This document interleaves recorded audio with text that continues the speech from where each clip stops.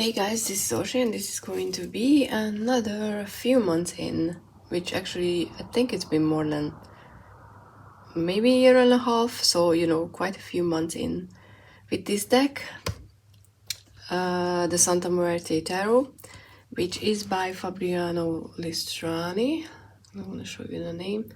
And it's a Los Carabia deck, you know what that means regarding the guidebook. Which is kind of lately just means that it's, in multiple languages. It doesn't necessarily mean anything bad, as my experience grows with Los Carabia decks. But let's get into. So, I'm gonna talk about my long-term experience with this deck. Physical things like the box, the cardstock, the guidebook itself, favorite cards, and then I'm gonna talk about a bit more about how the guidebook actually is working. And then I'll show you a few decks that I paired this deck with that I liked, and then I talk about my experience. Do I like it? Do I want to keep it? Does it stay in my collection or leaves? So, as you can see, this is a beautiful box. I mean, I really love this box. I don't know why. Maybe because I have a thing for sugar skulls. It's this sort of a box that you can keep and store upright, which I appreciate because I like lining up my decks that way. So for me, this format works very well. But if you keep your decks horizontal, this is probably something that would fall. I mean, the whatever it's called, the top would probably fall down. So that might not be, the best idea ever if you keep your decks like that.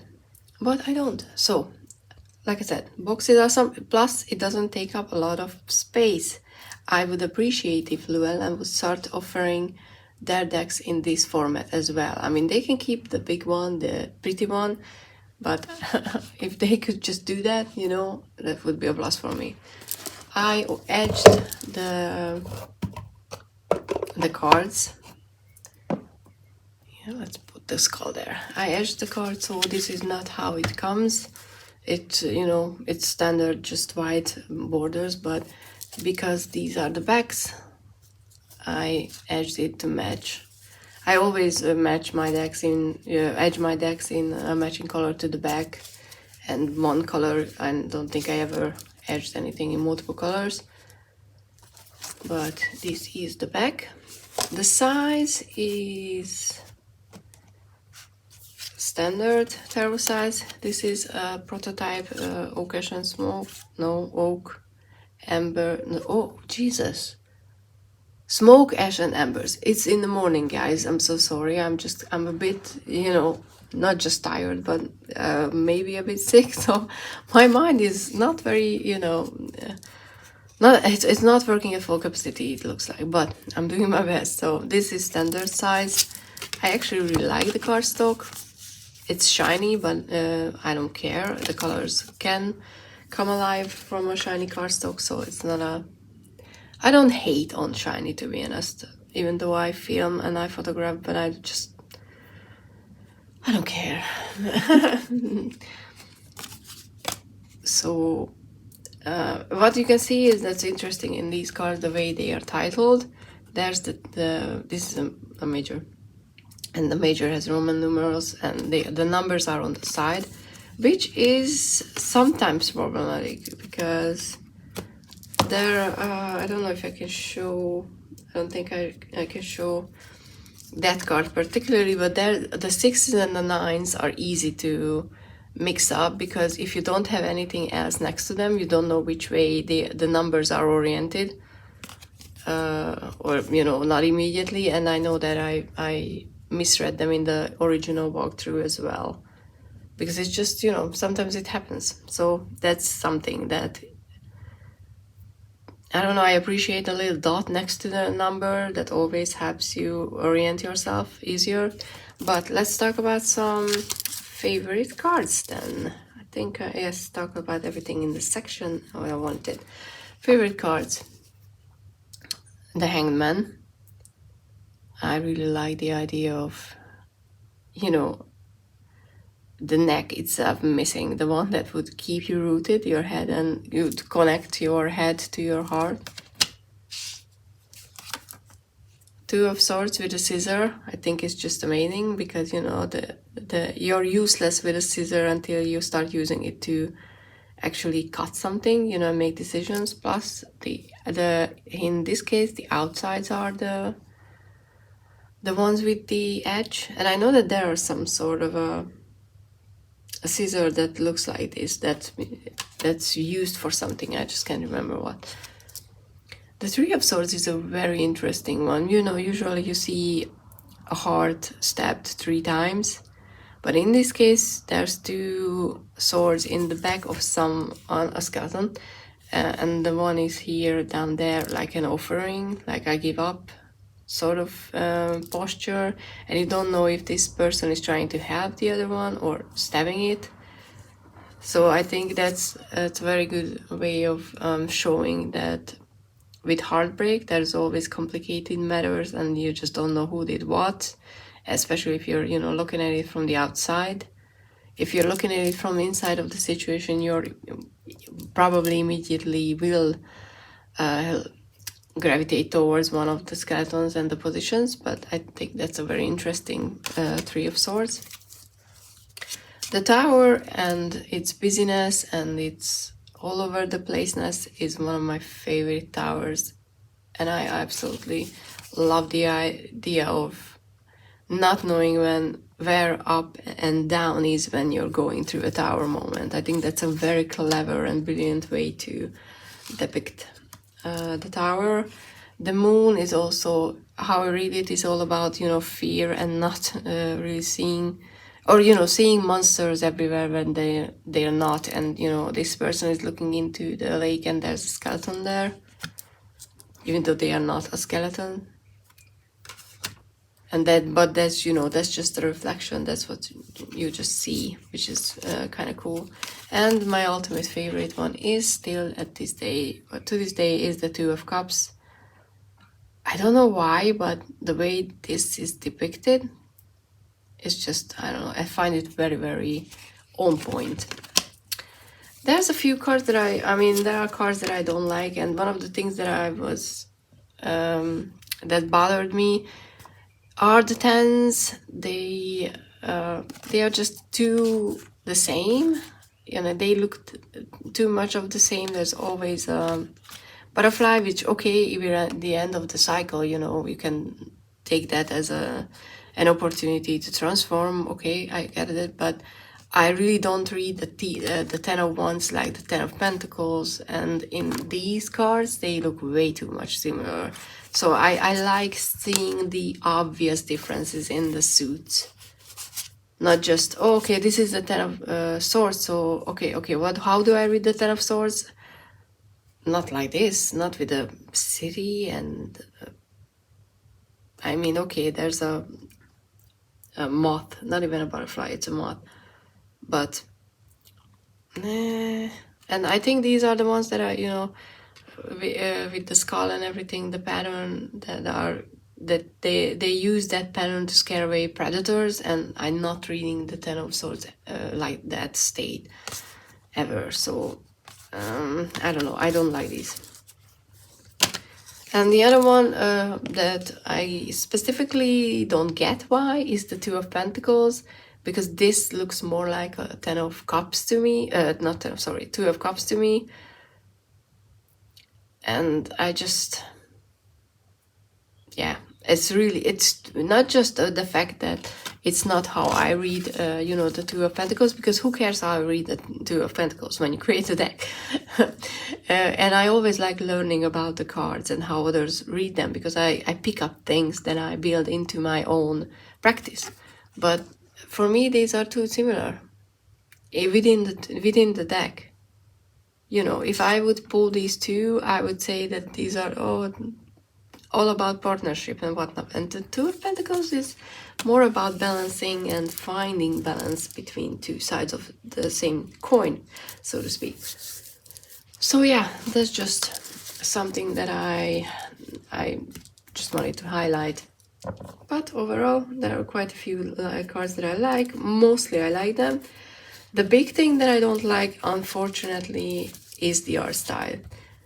And when I got this deck, before I got it, I was like, oh my god, skeletons all over the place, sugar skulls, I just love it, and I still do love everything in the cards.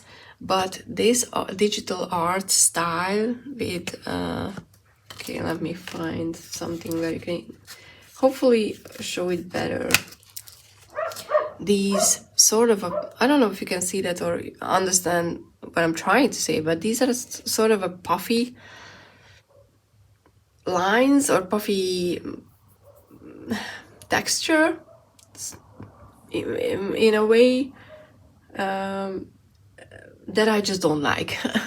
And I really wanted to love this deck, and I like the idea of this deck. And if it would be just plain simple watercolor, and I you know, if you're around on my channel for a while, you know that I have a thing for watercolor and color in general, by the way. This would be a perfect deck, and I would keep it forever, and I probably would use it all the time. But because this is this type of a, not fake, because that's not a good descriptor, I don't know how else to describe it. It's a puffy line type of digital art that I just don't like. And, you know, I'm not saying that it's not pretty or, you know, it's horrible or whatever. If someone did this, they created a whole deck out of nothing. They amazing, you know. It's just, I'm not connecting with the art style. I just, and in the box. Yeah, so, I don't know. I think there was a time in video games, I don't even know, late 90s or something like that.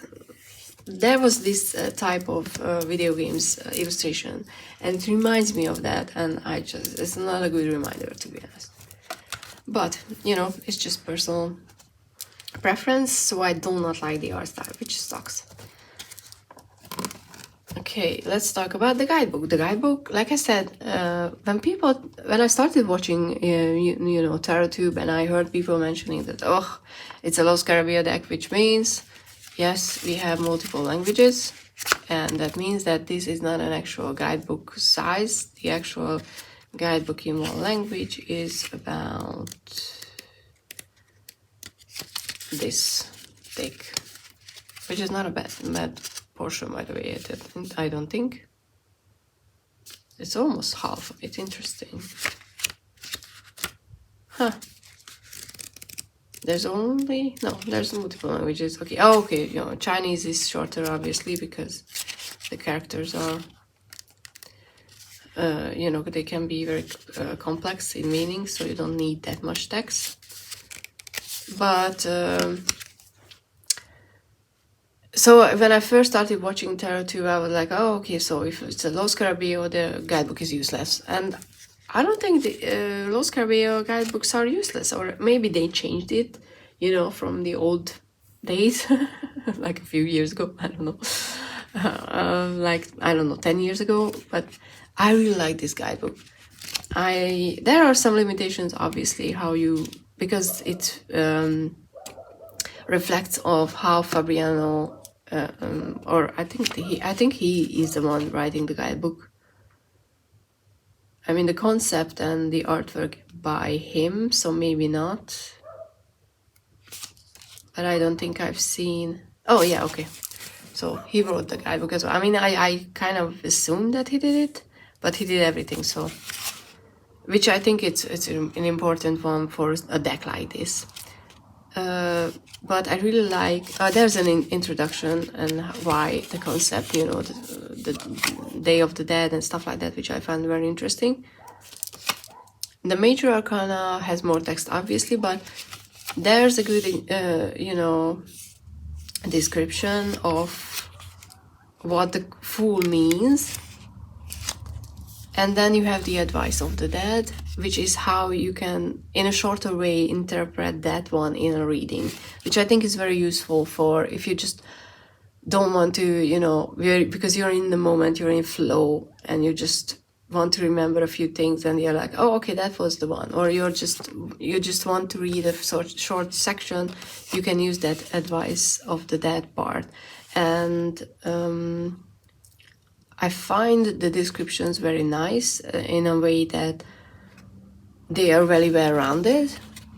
I think this is a great guidebook, so I would definitely recommend this one for newbies if they connect with the artwork. With the minors, you get an overall section on what the suit means. Like Pentacles is money, more, but whatever, material center to leave Earth. And I like that. I like these sort of introductions to the suit and to the element. I think those are very, very useful, especially at the beginning. I know that I made notes about them, and it helped me greatly to differentiate different suits from each other.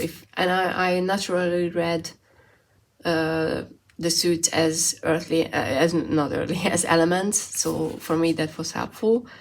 But even if you don't do that, an overall, you know, just summary of the suit is very helpful. But as you can see, the description is shorter, but there's still plenty in the the advice of the dead. I keep saying Day of the Dead because you can use that as a daily read, you know, pull a card and just read the advice of the dead. So that's why I'm, you know, doing that.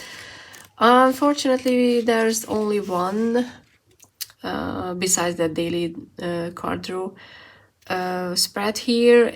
It's that type of a spread where you separate the deck into sections, and then, you know, you pull one from each pile for a specific position, which can be very interesting, but I kind of like mixing my cards and pulling everything for every sort of area. When I did my monthlies, which I'm not doing at the moment when you're watching this, I like pulling for a full deck from, you know, each position, like the air element, because it can be very telling if if, you know, you pull for all these different positions or areas of your life, and all you get is Pentacles, for example, because that shows that there is something very important going on in that suit, in that element of your life. It can highlight things. So I like having that chance to take into account what sort of a suit shows up on the deck. But let's see. I think the next section is deck pairings. Okay. Okay, did I just flip it off? Of course I did. Let's try to... Okay, I don't know with this new setup how it's gonna look like when I show you deck pairings, so I'm sorry if it's not very usable. I know that the overhead camera is better, but I just don't want to risk getting something for the iPad and then, you know, accidentally drop it down or damaging it in some way. So we're gonna do this this way. So one of the decks that I frequently used this deck with is the Botanical Inspiration. And what I forgot to say, that my main purpose for... Oh no, I didn't forget to say that that's gonna be the next section. Then I didn't just, you know, I didn't say anything. So yeah, every deck is going to be listed down below. If you're, you know, if you see something that you like.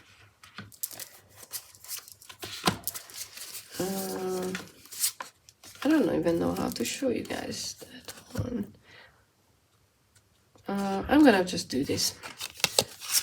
So as you can see, because it has that vintagey paper look, and this border color kind of looks like the same, this was something that I liked using. And if, you know, if you look at something like this with the devil, with this hibiscus, there's the red connecting the two. So visually this can be very, very appealing as well. The simplicity of the flower cards, again, which part do you concentrate on? The red connecting with the Santa Muerte, or the white, which can, the whitish color connecting to the blade, something like that. You know, you can just make these connections subconsciously. So that is something that I like using. The next one is another colorful one. Is the Sacred Creator. Okay, which plays very well with the elements, like the Six of Cups with the water. You know, both cups water, that can be, and, or is this the six? Yes, see, I mean, that's a confusing one, because it kind of feels like a 9, but you have to read it this side. Okay, it still makes me confused for a second. So yeah, Creator of Water, or Five of Cups with Rise, again with the colors, the bluish, you know, 4 of Cups suit is always a good connector. Plus the skeleton's head is looking down, but we have Rise here, so maybe you need to get out of your own way and your own thoughts, and you know, and expand outwards and stuff like that, you know, because someone with a Five of Cups state, they are too lost in loss, they are too focused on what they've lost, and they can't get out of the pain, which might feel like it's, you know, surrounding them too much. And we have this kind of looks like a phoenix, you know, like rise from the ashes, learn from those experiences, and, you know, get out of the place that you are right now. And it's also suggests that you can do that, actually. So I think this pairing is something that also works very nicely. Another one is my own deck. I mean, I didn't pull the Zombie Oracle. I could have, but I didn't. It's the relationship, my building relationships deck. It's, you know, standard Oracle size, so it's a bit bigger, but passion with the Wheel of Fortune. Sometimes you need that passion to move forward, or, you know, to be able to grab an opportunity, to be able to say, okay, this is for me. Also, you can be like, you can read this combination as you're gonna get an opportunity that's connected to your passion, but you have to be obviously very well in the moment and paying attention to actually use that and not miss out on it. 8 of Wands with change. And you know, the 8 of Wands is all that ever-moving energy that propels you forward and can come at you, and it can be overwhelming. But this sort of a change is that, because we have the plans on the card, it's that sort of a change that can be planned, that you plan for, that you want to achieve. So use that momentum to actually move your plans ahead, or, you know, don't let just the emotions and just the energy to move you forward. Make some plans and move forward that way. So I think, you know, I mean, justice and reconciliation, it works very well. Yes, it does. I'm very pleased with this pairing. And if you don't have the Burning Relationship Oracle, then, you know, check out the description and get the deck for yourself. I fully stand behind my deck. Another one is the Field Guide to Garden Dragons, just for the colors again. I'm a very visual person like that. I like my decks going together, and this has that same, you know, aged paper look. We have Page of Swords with Pepper Dragon, versatile, and it's kind of interesting that, you know, the Page of Dragons. Ooh, that would be a nice suit for, you know, a dragon deck, or a fairy tale deck. The Page of Swords is that sort of a detective style individual who likes to look into all the details and find everything, why this is working, what is it going on, and la la la. But sometimes, you know, you could feel like your looking at three directions at the same time, and you don't know where to focus, and you lost focus because you're too much into the details that you don't see the big picture. So you can get something like that out of a pairing like this. This is the Nine of Cups, again with the confusing numbering, for me confusing, but I was told with the tarot book and illustrated tarot, the illustrated, I'm trying to read the title and it's not the one, the Tarot Connect with You, I think that's the title, which is not on the side of the deck, which is weird. Someone told me that why the numbers were flipped, which I found, you know, weird in my walkthrough, were that it made you easily able to read if it's reversal or not. And I was like, oops, yeah, that makes sense, because I don't read reversals, so for me that thought didn't even occur to me. So Carrot Dragon, observe. See, I have problems with observation. But the Nine of Cups also, you know, look into what you have and what makes you happy, and be aware, be grateful for what you have and why it makes you happy, because that will help you expand on them. Or I'm not saying keep holding on to it, because happiness is not a state, unfortunately, that lasts long, but we can find things that we can hold on to, like learned behavior, reactions and stuff like that, that we can carry with ourselves. And even if, you know, things are not happy and not Nine of Cups-ish,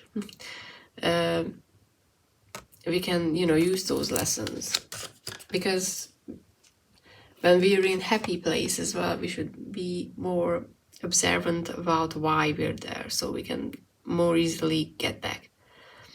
We have Stealth with the Queen of Swords. I mean, that's just all in all, you know, an emphasis on who the Queen of Swords is. The Queen of the defense with the, you know, a huge sword.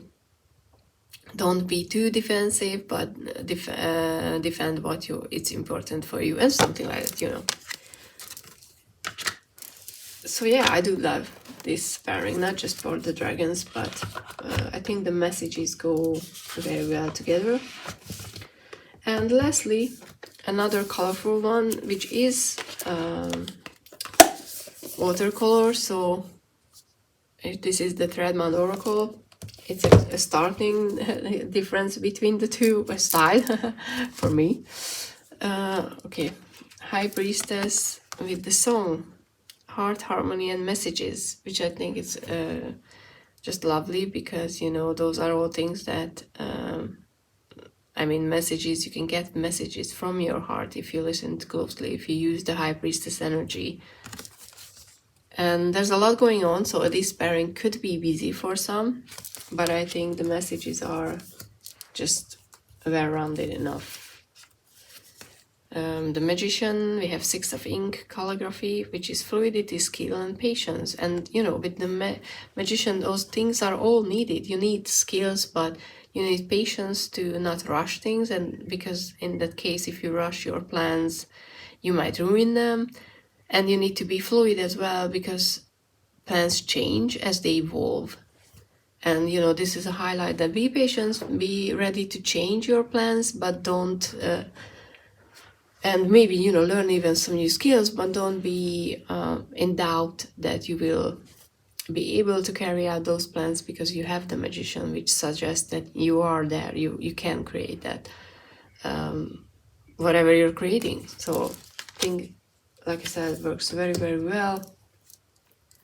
Let's see what the Fool got. The Fool has the Tree of Paper or Fold, which is transformation, learning and change, which could be obviously a death card as well in a way, but with the Fool we're also, you know, giving a chance to something that will transform our lives.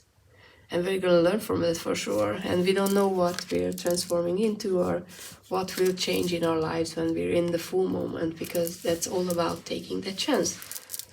So these are my favorite pairings. Like I said, I will list everything down below in the description. And lastly, I think it's, you know, or not lastly, it's the second to last question. How unique this deck is, and could I replace it? It's a very unique deck. I don't have other skeleton themed decks, plus this deck was, why I picked it up was I wanted to use it for relationship readings, and I do think that it reads really well for that purpose. I do have other decks that I can easily use for relationship reading, like the Light Seers. My Light Seers is my ultimate workhorse deck in a way that I just know that deck by now. I'm familiar enough with it that I'm confident in using it in every, you know, way of reading. So it is a very unique deck. I don't think I can replace it with my own collection. If you have seen, you know, other skeleton decks that are, you know, that are available actually, because I know that there's one with the cute skeletons, which is out of print. That is, it's cute. This is not a cute deck though. So, you know, sugar skulls and everything. Unfortunately I don't have anything else, because even though I can't replace it, I'm not keeping it. And then you know, the only reason for that, which makes me sad, and maybe I'm stupid for it, but I just don't reach for it, so I know that this is not going to change, is that because I don't connect with that art style. It bothers me, and not because it's ugly, not because it's not good, like I said, it's just because it clashes with how my mind wants to see this artwork, and I think my mind just wants to redo this whole thing into watercolor, and I struggle with that. You know, when you go into a reading and you stop, and because you start thinking about the style, and you start focusing on details, not because those details are bringing into something to the reading, but because they are bothering you, then you can't use a deck. And unfortunately, I really tried to hold on to this deck for a long time. I put it everywhere, and I wanted to keep it just for the deck, but it makes no sense. So I'm sending it away, hoping that its new owner will have a better chance of connecting with this deck, and if not, then, you know, they can always just gift it forward. And hopefully, I mean, I'm sure after a while this deck will land where it needs to be landed. So did my initial impression hold up is the last question. Well, my initial impression, and you know, what do I mean, I usually mean with my first impression video, how I felt during that one hold up. And I don't think you can hear it in my voice when I did that walkthrough, but I was quite terrified by the end of it, because I realized that this is not that sort of an artwork that I was hoping for. And how I went through it, I was like, oh my god, inside of my head. But I really hoped that, you know, it's just a short blip, and I will be good friends with this deck. And, you know, you can even find the playing card associations in suits, which is really, really cool. But so in a way, my expectations that this would be a deck that I will keep forever and ever didn't. The other expectation that this would be a great reader for relationship, it did. I mean, you know, everything else works. It's a good one. But I'm not keeping it, unfortunately. So in a way, it did hold up my initial reaction and impression, because I was worried that I'm not going to be able to connect with it, and unfortunately that happened. But hopefully where it's going, it's gonna be in a good place. So yeah, I think, yeah, I've done with everything. So this is my few months, 6 months, more than a year in review of this deck before it goes, so you can have my thoughts on it. Please feel free to disagree or add to it, or, you know, even add your favorite pairings. Like I said, if you are curious about the Building Relationships Oracle, please check out the description. I have another one, the Zombie Oracle. Please like, subscribe, those all help my channel. If you comment down below, you know, and engage with the channel, that helps as well. And thank you so much, and see you in the next one. Bye.